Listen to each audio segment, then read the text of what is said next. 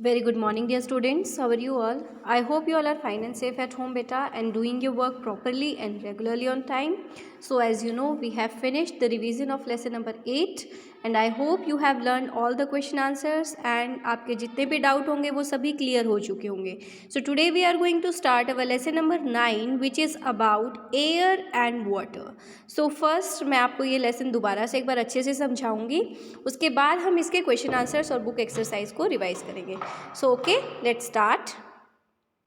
सो बेटा सबसे पहले हमें पता होना चाहिए व्हाट इज़ एयर. सो बेटा air is a combination of many gases.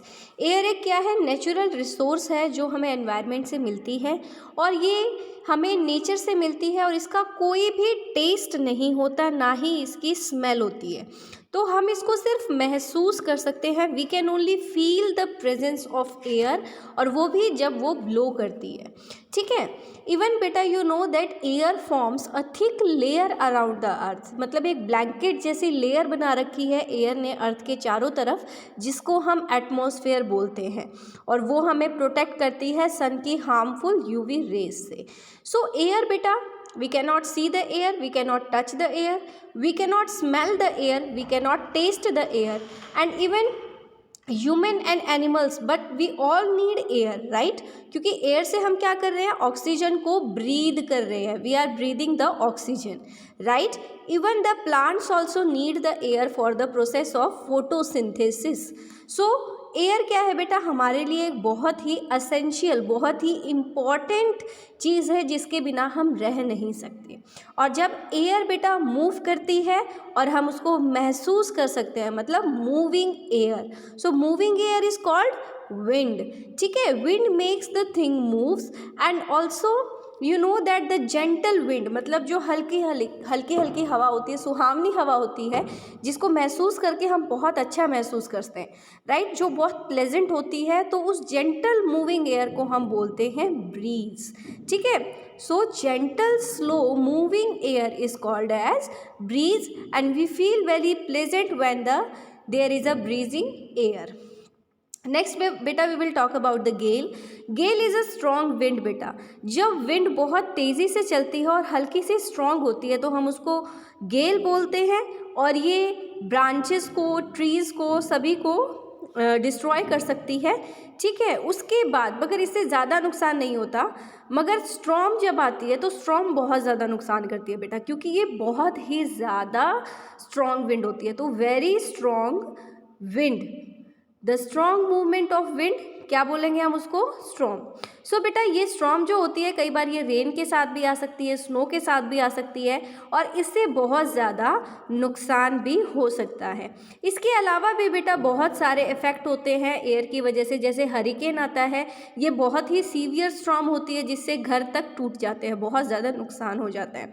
Effect क्या होंगे स्ट्रॉम के, पेड़ों को उखाड़ देगा बेटा, सारे फॉर्म्स को वॉश अवे कर देगा, लैंड को फ्लडेड कर देगा, हाउसेस को डिस्ट्रॉय कर देगा. तो ऐसे ये बहुत सारे नुकसान करके जाता है.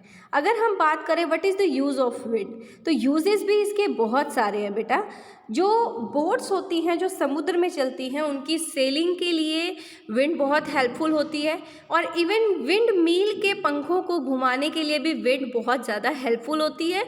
और उसकी मदद से, मतलब विंड मिल की हेल्प से हम लोग इलेक्ट्रिसिटी भी जनरेट करते हैं, and even we draw the underground water, मतलब हम लोग अंडरग्राउंड वाटर, ज़मीन के नीचे वाला पानी भी निकालते हैं with the help of the windmill. और अगर आप बच्चे हो, देखो तो बच्चों को तो पतंग उड़ाना बहुत ज़्यादा पसंद है, तो विंडी डे पे हम लोग पतंग उड़ाते हैं, और विंडी डे पे हमारे क्लोथ्स भी बहुत जल्दी सूख जाते हैं. अगर हम बात करें what are the properties of air, so बेटा सबसे पहले एयर क्या है. Air is mixture of many gases, और ये गैसेस ज़्यादातर होती है nitrogen, oxygen, carbon dioxide, water vapour. Air के अंदर बेटा स्मोक भी होता है, डस्ट पार्टिकल भी होते हैं, एंड इवन जर्म्स भी होते हैं.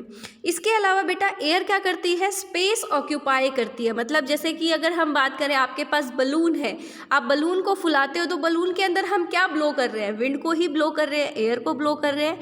तो इसकी वजह से क्या है, air occupy space, and even air has wait. इसके अलावा बेटा अगर हम यूजेस की बात करें विंड की, जो कार्बन डाइऑक्साइड गैस होती है बेटा एयर के अंदर, उसको लिविंग बींग्स ब्रीद आउट करते हैं, और जिससे वो कैसे आता है, from burning of fuel and other things.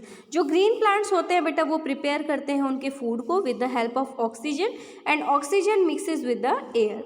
When we leave wet clothes, मतलब जब हम गीले क्लोथ्स को ड्राइंग के लिए छोड़ देते हैं सन के अंदर, तो जो वाटर होता है क्लोथ्स के अंदर वो वाटर वेपर की फॉर्म में चेंज हो जाता है और एयर के अंदर मिक्स हो जाता है।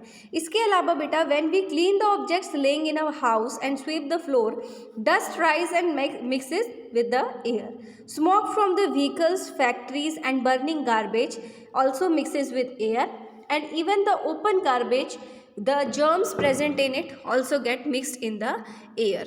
So these are the different things, properties, uses and effects of the wind. So tomorrow we will talk about the air pollution and also about the water.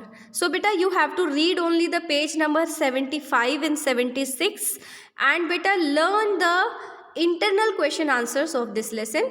Till then, bye bye, take care, be safe, stay healthy.